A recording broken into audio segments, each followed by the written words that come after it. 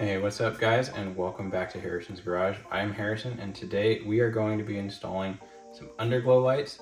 We're going to be using the exact same lights that we used on the rock light video, the Diode Dynamics lights. If you haven't seen that video, I will put a card in the corner and you can take a look at it. These lights are incredibly bright. I really like the throw, I like the color, I really like how they're manufactured, and for the price, I cannot beat it. So we're going to be using those lights and we're going to be installing them directly to the frame rail. Now, these lights from Diode Dynamics, they do have the option to attach with a magnet if you order them that way. I wanted to do something a little bit different for this, and I've decided to essentially utilize the screw that they come with. It's an M5 bolt here. And this little bolt I'm going to use to attach the light to the frame by essentially drilling and tapping the frame. At least that's the plan. I'll bring you in close in a second and show you the tap set. Essentially it is an M5 bolt with a 0.8 thread pitch.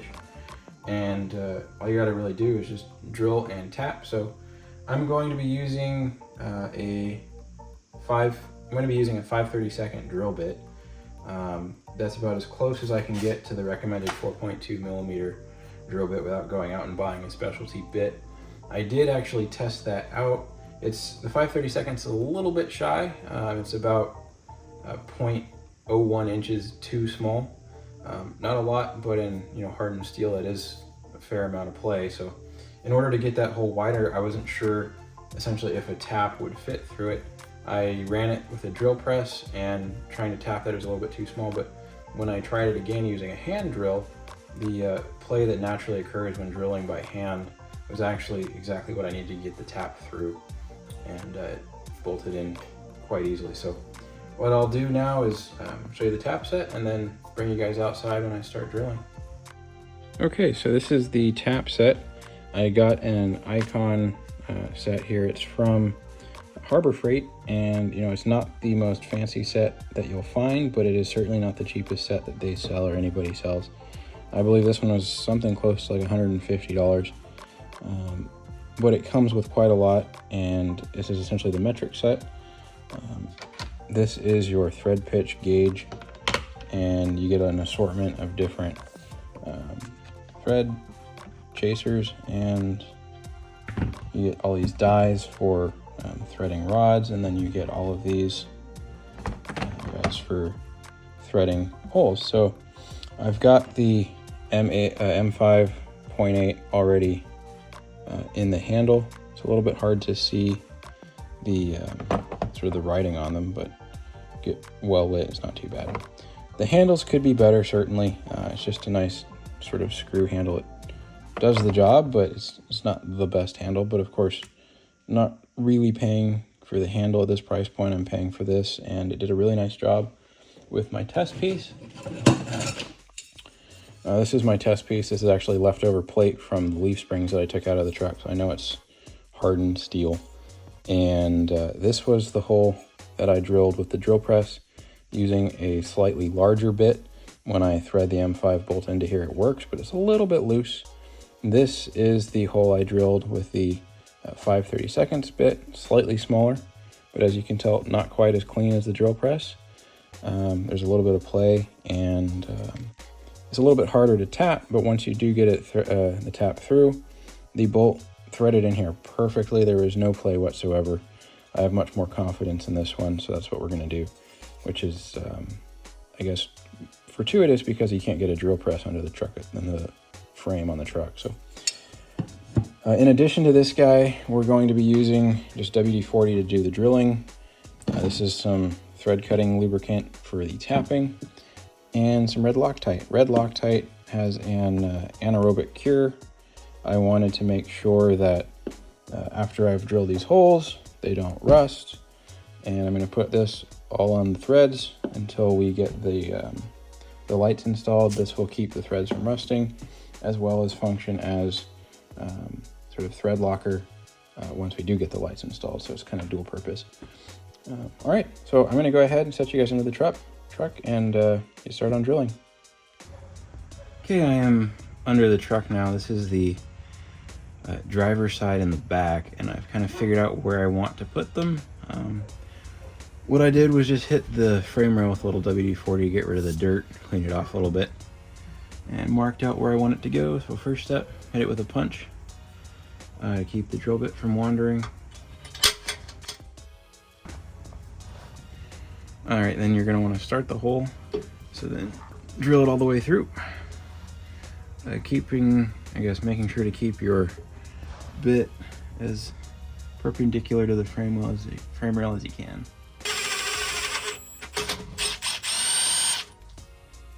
Okay, once you've gotten through, just clean up the hole like you saw me doing with the bit, and then move on to tapping. So the first step to tap this will be to hit it with some of this cutting oil. There you go, the cutting oil thread lubricant. And this will, of course, increase the lifespan of your taps. So you're going to tap. Try and go slow. Keep the tap perpendicular to the frame rail as you can. You're gonna start initially, it's gonna grab pretty hard, and then you're gonna back it out. Continue to turn it until it grabs hard, and then back it out, clear out the threads. And then once you continue turning forward and it becomes easier, so you know you're all the way through, and then back it all the way out. And then we can test it with the M5 to make sure we're good to go. So I'm gonna go ahead and speed through this.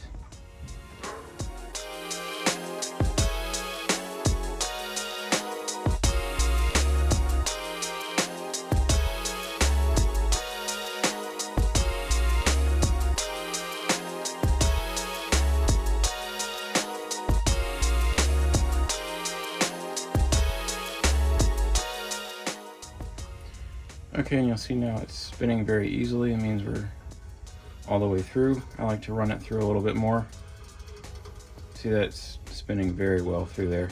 I like to just run it through a little bit more to clean out the threads. And then back it all the way out. Clean up your hole. And at this point, we can now test it with the M5 bolt that came with the lights.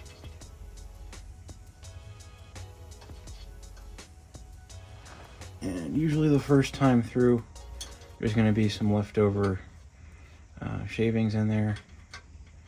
It helps to have a Allen key handy, but you can see it's going in very easily. So spin it all the way through. Really does torque down nicely. It's not pulling out, so that's a good tap. Go ahead and spin it back out, and we'll save the bolt for when we're putting the lights on. Now, as I mentioned earlier, I'm going to be using the red thread locker, red Loctite. It is an anaerobic cure. I'm going to put this in here, let it dry. It will act as a rust inhibitor. Once the bolt is threaded through, it will cure, bonding the bolt to the frame, keeping it from backing out. So, the irony here is I'm upside down, so getting this squeezed through is going to be a little bit interesting.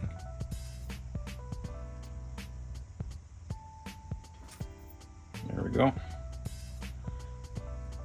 So that's covered, let that dry. And I'll come back with you once we've got all these other holes drilled, coated, and we'll be installing the lights and running the wiring. Okay, it is the next day, and I thought I would show you a little bit more about what the lights look like up close. This is one of the lights here, and I think if I get the light just right, reflecting off of it, there you go, you'll see that everything in terms of the internals is sealed in silicon. And so if this lens falls off, this light won't be compromised. This lens itself has a silicon ring around it to seal. So essentially it's doubly sealed. The light itself has this cap. You'll throw in a washer and the M5 nuts that I spent last night tapping holes for into the frame. So this assembly will thread into the frame directly like that. Once it's been threaded in, you'll clip the lens cap back over top. Now, you'll see I've got this piece of aluminum sheet here. This is something that I realized last night I'm going to have to use. The passenger side lights mount to the frame rail pretty close to the exhaust, especially the front passenger side. It's right behind, I believe, the catalytic converter, just in front of the DPF. And when it's doing regen, that will get very, very warm. So I figured I was going to, I actually ordered this aluminum sheet for the Project 40 just as a test piece of aluminum to test some various sort of truck bed liners, paints, that type of thing on before I actually painted the chassis. It's thinner than the chassis metal, but it's a fairly thick piece of aluminum, and I just able to order this online. Very easy to do. I used the chop saw to cut it, just typical miter blade, nothing special there. I cut this slightly wider than the lights, and I'm going to use it to fabricate 2 different heat shields for the passenger side lights to protect it from the exhaust pipe heat. So what I've done already is, after I've cut this to size in width, I've gone through and started to chamfer these edges with this knife I actually got for the 40, because the GT40 chassis has a lot of sharp corners on it, and it's also aluminum, so I figured I would just go through and round over these corners as well.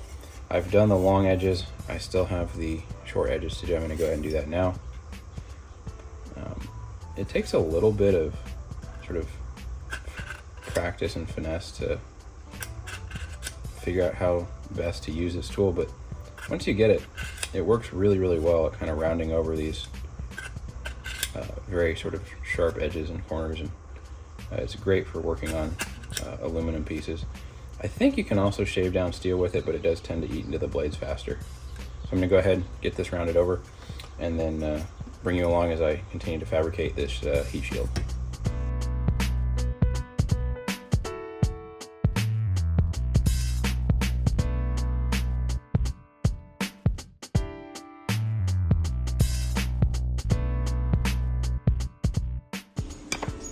We now have our 2 heat shields, and I was saying I was going to put a sort of an insulator in between the 2, thinking it would be like a rubber washer or silicone.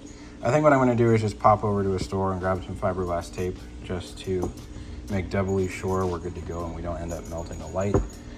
But first things first, I'm going to, I think, do it a little bit differently. Lay out a wiring harness on the ground, make all the connections on the ground, and then just zip tie it up underneath. That way I don't have to spend as much time on my back trying to make connections. So a little bit different method this time in terms of making the wiring harness. So I'll put you guys on time lapse and show you the assembly of the wiring harness.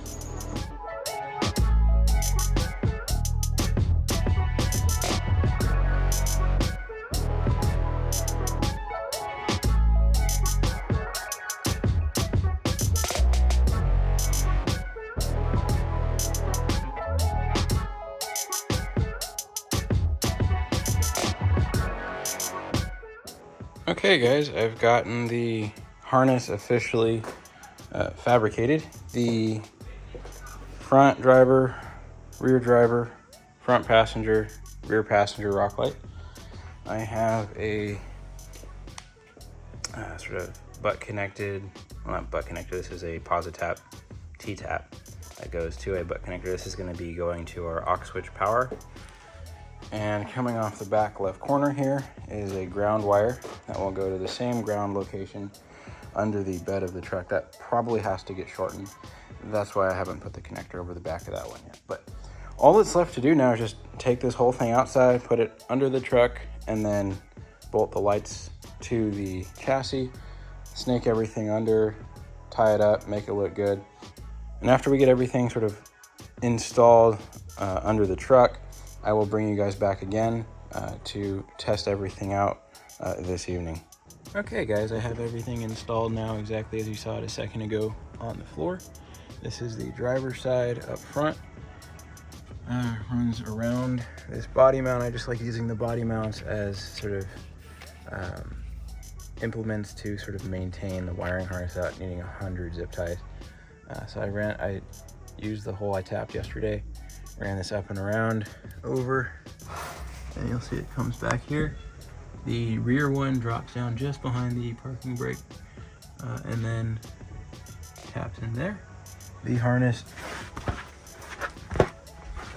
crosses over just over the gas tank, along this reinforcing piece, jumps up above this heat shield over the exhaust, and then passenger side in the rear light drops down, and you'll see the heat shield here.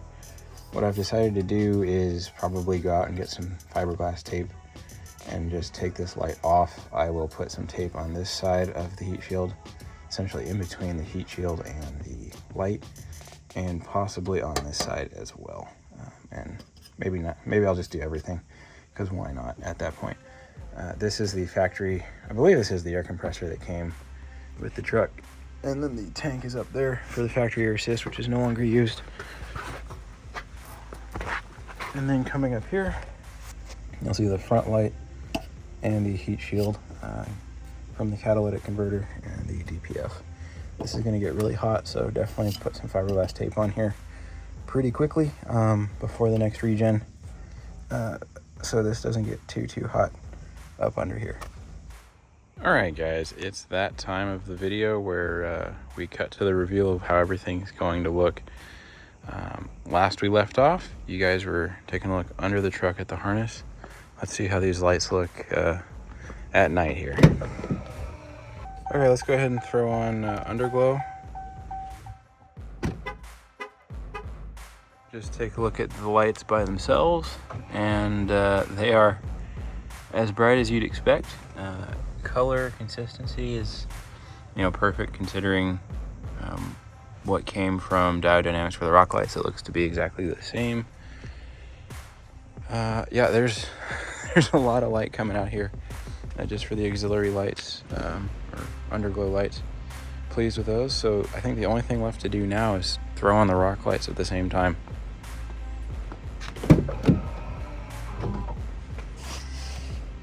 Rock lights.